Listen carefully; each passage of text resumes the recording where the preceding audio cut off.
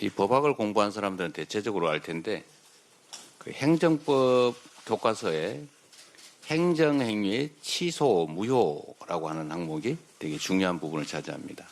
그 중에 취소와 무효를 구분을 하면서 무효의 대표적 사례, 1번 사례, 우리 박지혜 전 변호사께서도 웃고 계시죠? 권한 없는 자의 행위. 이게 무효의 아주 대표적 사례입니다. 무효인 행위는 특별한 조치가 없이 그냥 무효입니다. 임명 아무리 해도 소용없어요. 그냥 무효예요, 무효. 왜 이런 무리한 행위를 하는지 모르겠는데 욕심이 앞서고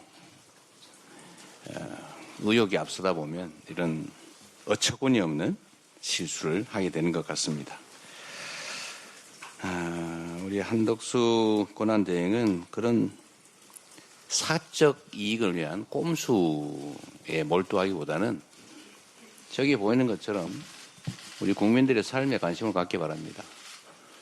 아마 그분이 지금 현재 주가지수가 얼마인지 잘 모를 거예요. 제가 보기엔 그렇습니다. 지금 2300포인트가 깨지게 생겼지 않습니까?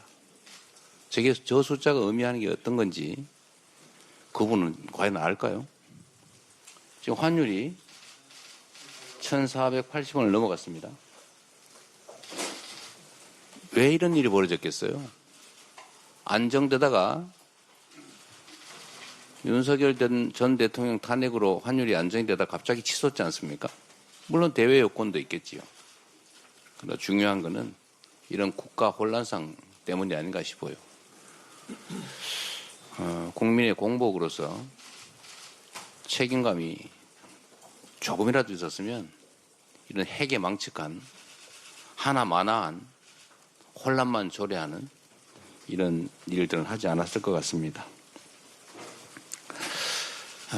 제가 당대표 일을 한 지가 3년 가까이 되는데 오늘은 우리 최고위원들께서 저보고 말씀드릴 기회를 많이 가지라고 발언을 짧게 해주셔가지고 제가 조금 더 길게 마지막이니까 말씀을 좀 드리려고 합니다.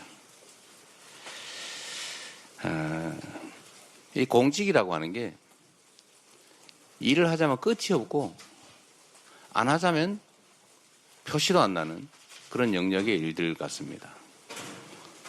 국민들은 선거 때 되면 이 사람이 잘했나 못했나 이제 판단을 내서 재신임 여부를 결정하게 되는데 너무 텀도 길고 또 선거 때 되면 이런저런 이유로 개별 후보들의 정확한 성과 평가를 하기가 쉽지가 않습니다.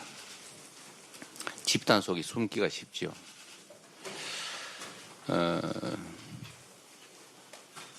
그런데 또 한편으로 보면 이 공직이라고 하는 게 게으르고 무책임하고 사욕이 많은 그런 사람이 놀기도 좋지만 다른 한편에서는 의욕을 가지고 열정을 가지고 실력을 발휘하면 정말로 큰 일을 할 수가 있습니다.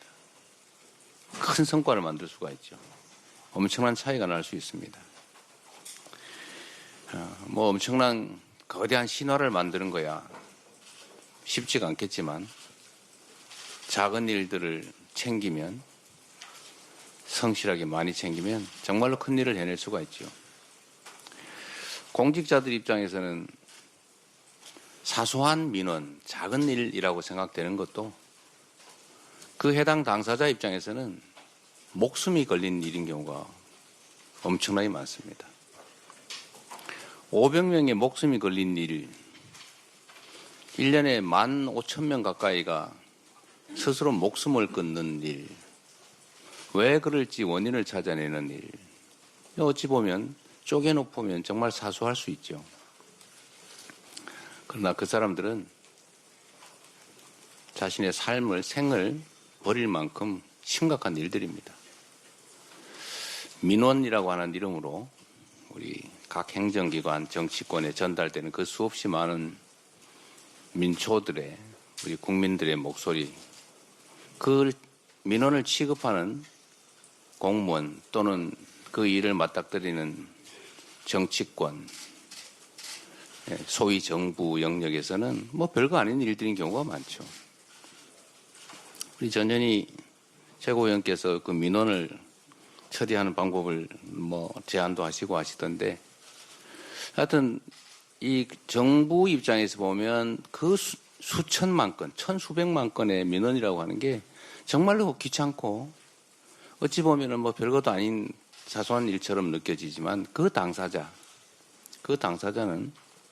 목숨이 걸린, 인생이 걸린 일인 경우가 많지요. 개개인도 그렇지만 뭐 수백 명 또는 수천 명, 수만 명, 뭐 수만 명 정도의 이해관계가 걸린 그런 일들이 우리 정치권에서 보면 수백만, 수천만이 걸린 일도 엄청나게 많으니까 관심의 대상이 되기 어렵죠. 그러나 대한민국이라고 하는 공동체는 결국 그 한 명의 국민이 모여서 만든 거 아니겠습니까? 또 그 한 명의 목숨과 인권이라고 하는 것은 우주의 무게를 가진 것이죠. 그래서 작은 일들도 다 소중하고 중요한 일들입니다. 그런데 이게 공무라는 걸 하다 보면 자꾸 당장에 나타나는 큰 일에 집중하게 되고, 그러다 보면 이런 일들 자꾸 경시하게 되죠. 그 속에서 많은 사람들은 해결 가능함에도 불구하고 그 해결 가능한 일 때문에 고통받고 심지어 극단적인 결과를 빚기도 합니다. 행정 영역보다 사실 정치 영역은 그런 경향이 훨씬 더 심한 것 같아요. 최근에 이거 군사 쿠데타를 겪으면서 우리 국민들께서, 우리 국회의원들이 지역에 가면 전에는 코빼기도 안 보이고 왜 이제 나타났어 이러다가 요즘은 일 안 하고 왜 나타났어 이렇게 말씀을 많이 하신다고 해요.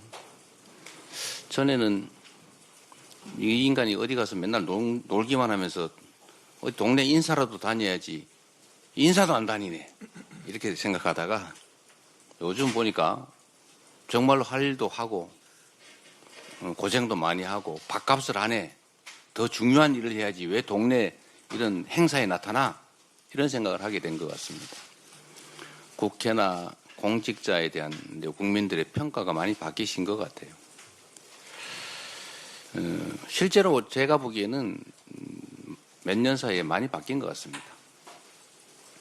우리 홍성국 최고위원이 경제는 민주당 이런 강의를 아침마다 하신다는데 일주일에 2번 하세요? 일주일에 한 번씩 하는데 아마 국민 여러분께서는 좀 놀라실 텐데 그 아침 7시에 하죠? 8시에 아침 8시에 일주일에 한 번씩 하는데 무려 60-70명의 국회의원이 그 공부하러 모입니다. 매주. 근데 그 모임만 있는 건 아니에요. 수없이 많은 모임들이 있죠. 지금 국회의원들이 정말로 공부 열심히 합니다. 뭐 국민의힘이 어떻게 하는지 잘 모르겠어요. 최소한 민주당 의원들은 열심히 공부합니다. 그리고 아마 한번 되돌아보면 작년 총선이 끝난 다음에 거의 매일 비상사태였어요. 휴회도 거의 없었죠. 그리고 거의 비상대기에 많은 일들이 있었습니다. 최선을 다해왔던 것 같아요. 저한테도 저도 해외 출장 한 번 못 갔던 것 같아요. 이 중에도 많을 거예요. 전에는 뭐 국회의원들이 정기회 끝나면 다 여름, 겨울 뭐 출장 해외 많이 갔죠. 뭐 그 나쁜 일이라는 뜻은 아니고 여유가 있었다 그런 말이죠. 지금은 그러지도 못할 만큼 일이 바쁩니다. 그리고 훌륭하게 그 역할을 해내고 있는 것 같아요. 그래서 성과들도 꽤 낸 것 같습니다. 당의 문화도 많이 바뀐 것 같습니다. 민주 없는 민주당이라는 비난을 과거에는 좀 들었는데 요즘 많이 사라진 것 같아요. 당원들이 당의 중심이 된 진정한 민주적 정당, 민주당이 돼 가는 것 같습니다. 또 한편으로 국민이 주인인 나라, 이게 작년 비상계엄 사태로 위기를 겪긴 했는데 역시 위대한 국민들의 힘으로 다시 국민이 주인인 진정한 민주공화국으로 되돌아가고 있는 것 같습니다. 우리 다 국민들의 헌신과 또 희생 덕분이죠. 3년간 당대표로서 나름 성과 있게 재임할 수 있었던 것에 대해서 감사드립니다. 이거는 결국 우리 당직자 또 당원 우리 최고위원님들 포함한 의원님들 지역위원장 여러분 모두 고생해 준 덕분입니다. 출발할 때는 험했는데 그래도 퇴임하는 상황에서는 출발할 때보다는 상황이 좋은 것 같아요. 모두 여러분들의 덕분입니다. 이제 또 새로운 일을 시작하게 되겠죠. 아쉽거나 뭐 홀가분하거나 뭐 그런 느낌은 사실은 없어요. 우리 더불어민주당은 지금 저의 거의 대부분이라고 할 수 있죠. 사생활을 제외한 나머지 삶의 거의 대부분이 더불어민주당입니다. 민주당의 당원들께서 당을 지켜주셨고 또 저를 지켜주셨죠. 3년 생각해 보면 사실 무슨 소설 같아요. 그리고 엄청나게 긴 시간 같기도 하고 또 한편으로 생각하면 거의 순간처럼 느껴지기도 합니다. 그런데 당대표를 어쨌든 퇴임하는 이 장면이 저 주가지수를 보니까 정말 가슴 아파요. 엄청나게 많은 사람들이 고통받고 있겠지요. 그렇다고 내일 모레 당장 좋아진다는 보장도 없습니다. 그래도 우리 위대한 국민들은 언제나 역경을 스스로의 힘으로 이겨내왔습니다. 신통한 게 하나 있죠. 대통령이 비상계엄을 선포하고 탄핵이 되고 나니까 대북 비라와 대남 오물풍선이 사라졌습니다. 희한하지 않습니까?